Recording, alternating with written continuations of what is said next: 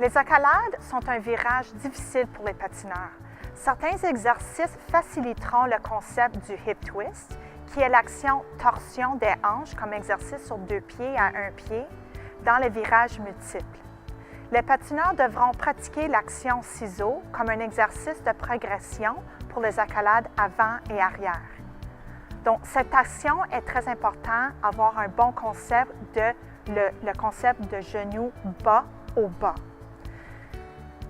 Une fois l'action ciseau est perfectionnée, vous pouvez introduire la direction du hip twist dans cette action. Ceci permettra au patineur de centrer l'entrée et la sortie des corps dans l'accolade.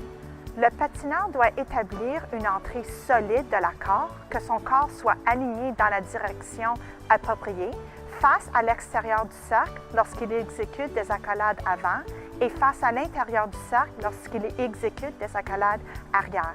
Appliquez cette technique, avoir une bonne flexion dans le genou précédant le virage. Redressez le genou pour effectuer l'action ciseau et ensuite appliquez une pression sur la lame lors de la sortie de l'accord. Pour obtenir une bonne action ciseau, le pied libre sera placé derrière le pied traceur dans une accolade avant et s'aligne dans le cercle ensuite en revenant à l'avant du pied traceur. L'action ciseau pour les accolades arrière demande que le pied libre soit derrière le pied traceur. Ensuite, le pied libre va tirer vers le cercle du milieu et se termine derrière le pied traceur. L'action doit être rapide en mettant l'emphase sur la flexion du genou avant et après le virage.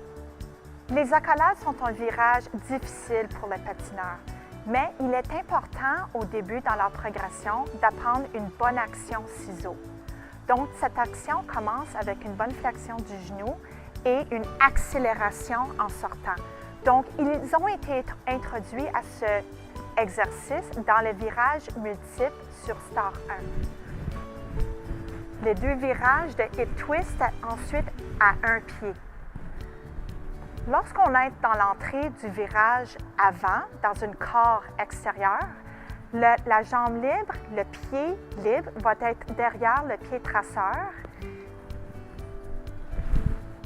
et se dirigera devant le pied traceur à la sortie.